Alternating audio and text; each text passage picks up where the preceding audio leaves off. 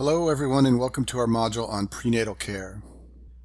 Let's start by talking about first trimester screening. So the American College of Obstetricians and Gynecologists has established guidelines for a standard panel of laboratory testing that should be done in the first trimester. Each of the guideline recommended tests is listed on this slide, and we'll go through them one at a time in the next few slides to talk about why they're important. The complete blood count gives you information about the hematocrit and hemoglobin, also the platelets and the mean corpuscular volume. This is important for a couple of reasons. First of all, you always want to establish a baseline so that if a woman has abnormal findings later in pregnancy, you knew what her findings were in the first trimester. You also want to exclude anemia. As pregnancy progresses, it's normal for women to develop a dilutional anemia, but you want to make sure they don't have an anemia when they start pregnancy in the first trimester, because if that's the case, the dilutional anemia could become severe. And then finally, the CBC helps you to exclude iron deficiency or thalassemia. Both of these conditions will cause a low MCV, and so if the mean corpuscular volume is low, you will do iron studies, and you want to identify if the woman is iron deficient. If the iron studies are normal, she could have thalassemia. If the mother has a low MCV and her iron levels are normal, it's possible she has thalassemia. Some women with mild forms of thalassemia are unaware of it until they have a CBC done in the first trimester of pregnancy. So when there's a low MCV and normal iron, the next best test is a maternal hemoglobin analysis. This used to always be done by gel electrophoresis, but now there are better methods. One is called high-performance liquid chromatography, another is called isoelectric focusing, but any of these methods can screen the mother for the presence of thalassemia. If the mother has a hemoglobinopathy, then you test the father, and if both parents are carrying hemoglobinopathy mutations, then there is fetal testing that can be done. All women in their first trimester have blood testing to determine the mother's blood type and presence of the Rh factor. You want to know the mother's ABO blood type in case she requires blood transfusions, and you want to know whether she is positive or negative for the Rh factor, because this has bearing on whether or not the fetus can develop hemolytic disease of the newborn. So human red cells have about 50 antigens called Rh antigens, and of these 50 Rh antigens, the most important is the D antigen because it's highly immunogenic. So if you have a mother who is Rh negative, sometimes also called D negative, then she can potentially develop antibodies against Rh antigens. These antibodies can cross the placenta, and if the mother has a fetus that is D positive, then that fetus can develop hemolysis from maternal antibodies. This whole process is called newborn hemolytic disease, and I talk about it in detail in another video. But the reason we always screen mothers to determine their Rh status is because we want to know if they're at risk for developing these antibodies that could affect the fetus. So in addition to determining whether the mother is Rh factor positive or negative, we also screen women in the first trimester for the presence of anti-Rh alloantibodies. This is done through an indirect Coombs test. If the mother is Rh positive, then there's no risk of newborn hemolytic disease because an Rh positive mother will not develop anti-Rh antibodies. If, however, the mother is Rh negative, then the next steps are based on the mother's alloantibody status, in other words, whether or not she has antibodies to the Rh antigen or not. If you have an Rh negative mother who has a negative antibody screen, then she is at risk of developing anti-Rh antibodies. This is a process known as alloimmunization. And we never want these Rh negative mothers to develop antibodies because once they do, subsequent pregnancies can have newborn hemolytic disease. So let's imagine that we have an Rh negative mother here, and she has no antibodies against the Rh antigen. Well, remember that during pregnancy, we usually don't know the blood type of the baby, but we always assume that the fetus could be Rh positive. So if this Rh negative mother has an Rh positive fetus, then at the time of labor and delivery, some of those red cells can sneak into the maternal circulation. When this happens, the mother can develop antibodies against the Rh antigen. That won't cause her any trouble because she lacks the Rh antigen.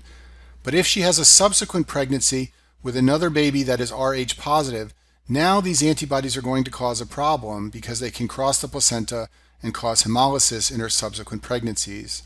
So we always want to protect Rh negative mothers so that they never become alloimmunized. In other words, they never produce these antibodies, because once the antibodies are present, future pregnancies are in danger. So the way we prevent alloimmunization is by giving a drug called RhoGAM.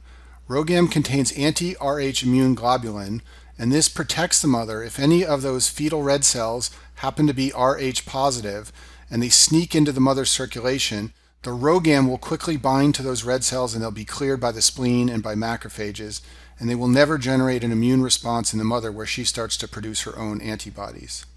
Usually RhoGAM is given at 28 weeks to prepare for labor and delivery, which is when mothers often become sensitized. But you should know that it's effective as late as 72 hours after delivery if it's not given early. So if an Rh negative mother presents in labor and she has not received RhoGAM, you can still give it up to 72 hours after the baby is born, and it will protect her from becoming alloimmunized and producing antibodies. And in addition to giving RhoGAM at 28 weeks in preparation for delivery, we also give it around the time of any event that could sensitize the mother. In other words, any event where some fetal red cells might get into the maternal circulation. So RhoGAM is given before amniocentesis, it's given to mothers who have spontaneous abortions, it's given after trauma. And in the video on labor and delivery complications, I talk about newborn hemolytic disease and I go through all the indications for RhoGAM. If the mother is Rh negative and she has a positive antibody screen, then that means the mother has been alloimmunized, either from a previous pregnancy where the baby was Rh positive, or a blood transfusion or a needle exposure, or something that exposed her to D positive red cells. In this situation, the next step is to determine the Rh status of the baby. If the baby is Rh negative, then it's not at risk, even though the mother has these antibodies present. On the other hand, if the baby is Rh positive, then that baby's at risk for hemolytic disease in pregnancy. There are two ways to determine the Rh status of the baby. If paternity is certain, you can test the father, because if the father is Rh negative, then the baby must be Rh negative as well and therefore not at risk. Remember, you already have an Rh negative mother, so if the father is also Rh negative, then the baby has to be Rh negative as well. If, however, the father is Rh positive, then you have to do genetic testing to determine whether the father is homozygous or heterozygous for the RhD antigen. If the father is homozygous for the Rh antigen, then he must have passed the gene for the antigen on to the baby, and the baby has to be Rh positive. If, on the other hand, the father is heterozygous for the Rh antigen, then you don't know whether or not he passed the gene on to the baby, and therefore you have to test the fetus to determine the fetal red blood cell type. The alternative to paternal testing is fetal testing. There are two ways this is done. Cell-free DNA is DNA from the fetus that gets into the maternal circulation. This is a newer form of testing. It's not widely available, but if this can be done, you can sometimes determine the Rh status of the baby by identifying cell-free DNA in the mother's blood. The alternative is an amniocentesis, which is the definitive way to obtain fetal red cells and determine the fetal blood type. So here's an algorithm just to make this very clear, because this always comes up in board exam questions. If the mother is Rh negative and she has antibodies, meaning she is alloimmunized, then there are two options. One is to simply test the baby by cell-free DNA. If the baby's Rh negative, there's no risk. If the baby's Rh positive, there is risk. We'll talk about this in a second. The other option is to test the father. If the father is Rh negative, then the baby has to be Rh negative and is not at risk. This means that the mother has somehow been alloimmunized, but not by this father. It could have been a prior pregnancy with a different father, or a blood transfusion or a needle exposure, but somehow she was exposed to the Rh antigen and developed anti-Rh antibodies. If the father is Rh positive and he's homozygous, then the baby is definitely Rh positive, and if the father is heterozygous, then you need to do testing of the baby. So finally, if you have a mother with anti-Rh antibodies and you know that she has an Rh positive fetus, then this is a very difficult situation in obstetrics because this baby is at risk for hemolysis. Usually serial maternal antibody titers are done. If the antibody titers are getting higher during pregnancy, that baby is at higher risk. You can also use transcranial Doppler of the middle cerebral artery in the fetus. If there's very high flow in this vessel, that suggests significant anemia. And then finally, there's also ways to measure the hematocrit and hemoglobin concentration in the baby through umbilical cord sampling. And then if the baby develops severe anemia, there are some interventions. Fetal transfusions are a possibility, and the baby is often delivered early at 35 weeks. Okay, next let's talk about urinalysis and urine culture, which is always done as part of first trimester screening. A urinalysis is important to exclude proteinuria and establish a baseline. When protein in the urine develops during pregnancy, that can be evidence of preeclampsia, so you always want to know whether or not protein is present at baseline in the first trimester. And then the urine culture is important to exclude asymptomatic bacteriuria. Bacteria in the urine is very common among women who are pregnant, and when this happens, there's a high risk of pyelonephritis and also preterm birth because bacteria in the genitourinary tract can lead to rupture of membranes and preterm birth. So every woman should have a screening urine culture in the first trimester. If the culture is positive, it should be treated with antibiotics. And importantly, up to 30% of women do not clear bacteriuria after antibiotics, so you always repeat a culture to test for cure after the woman has received antibiotics. Shown on this slide is the recommended infectious disease screening in the first trimester. We'll talk about screening for all these infections in the next few slides. We screen for antibodies against rubella and varicella. Women who have been immunized should have antibodies. If women do not have antibodies, then they are non-immune. It means they haven't been vaccinated. In this situation, women are advised to avoid exposure to patients who could have rubella and varicella during pregnancy, and they should get immunized postpartum. Importantly, we do not immunize in pregnancy against rubella and varicella. That's because both vaccines are live vaccines, so they're not safe to give to women who are pregnant. HIV testing is recommended by guidelines in the first trimester. The ACOG guidelines recommend using an opt-out approach.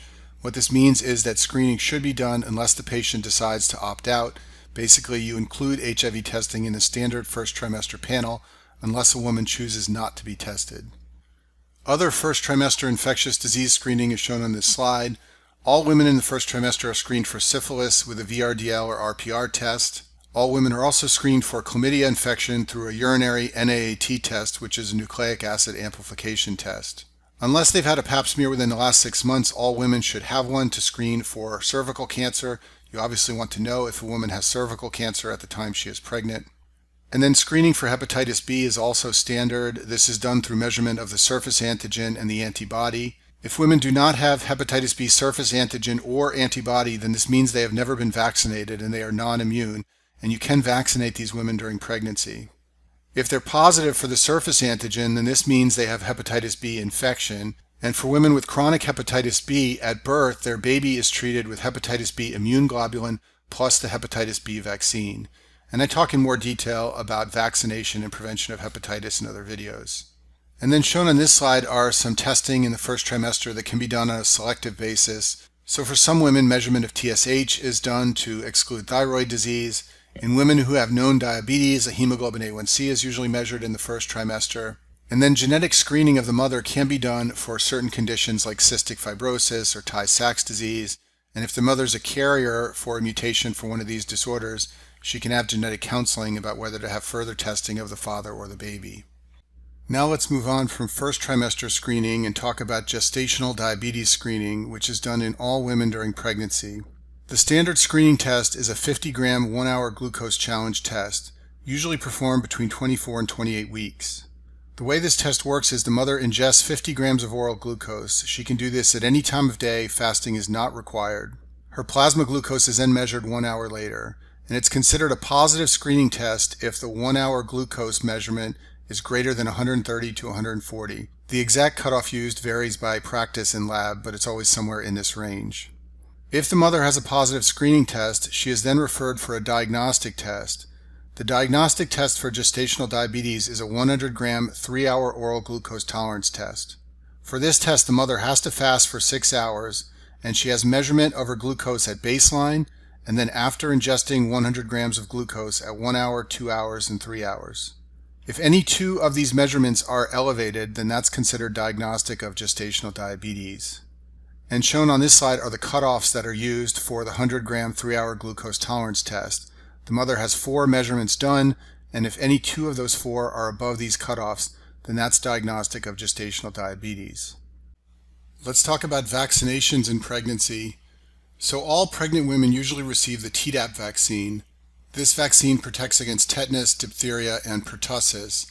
It's given even if women were previously immunized, usually as a single dose at 27 to 36 weeks. Now, most women received Tdap vaccination earlier in life before becoming pregnant, but in rare cases where women received no previous immunization at all for Tdap, they need a complete series of 3 vaccinations. For all other women, it's a single dose, usually at 27 to 36 weeks. All pregnant women should be vaccinated against influenza. They must receive the inactivated flu vaccine, which is an injection. There is a live influenza vaccine, which is a nasal spray, and that is contraindicated in pregnancy. And then beyond Tdap and influenza, other vaccines are generally only given if the mother was never immunized. And then I can't emphasize this enough, but the live vaccines are MMR, varicella, and rotavirus. They all have an R in their name. And also the live influenza nasal spray vaccine. These are never given during pregnancy.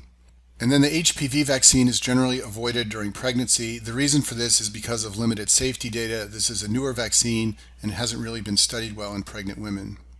And I'll finish this video with one slide on Group B streptococcus. So many women are colonized with Group B strep, and this poses a danger to the baby at the time of delivery because the bacteria can be transmitted to the newborn and it can cause a number of newborn infections.